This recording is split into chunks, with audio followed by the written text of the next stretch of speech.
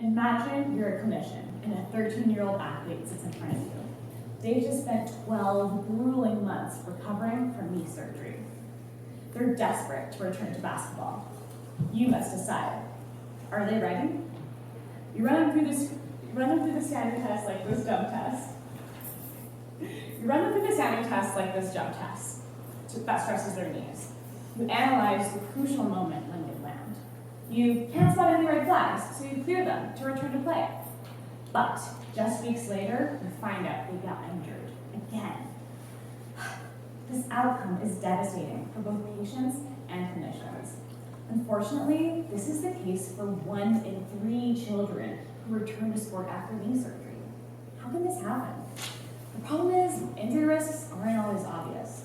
2 experienced clinicians might watch the same test and come to different conclusions.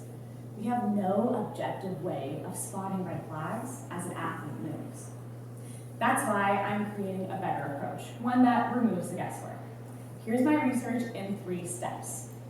First, I'm collaborating with the BC Children's Hospital to precisely measure how their patients move.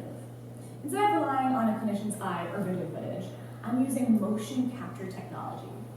This tech lets me track full body movement, frame by frame, generating over 100,000 data points per patient.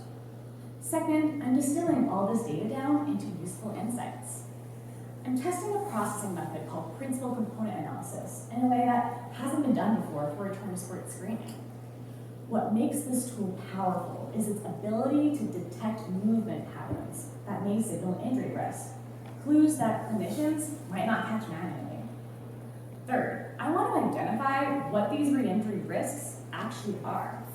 By following athletes over time, I can connect their movement patterns with real injury outcomes. This can provide clinicians with a practical set of criteria that they can use to improve their decision-making and protect their patients. Half of children who undergo knee surgery never end up playing at the level they used to, and some never play again.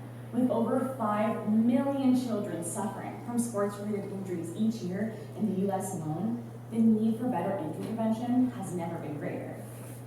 But the impact of my research does not stop there. By improving how we assess movement, we can prevent injuries from head to toe, even for beyond sports. My end goal is to scale this approach beyond the clinic to make injury prevention accessible to all, because no one should suffer from an injury that we have the power to prevent. Thank you.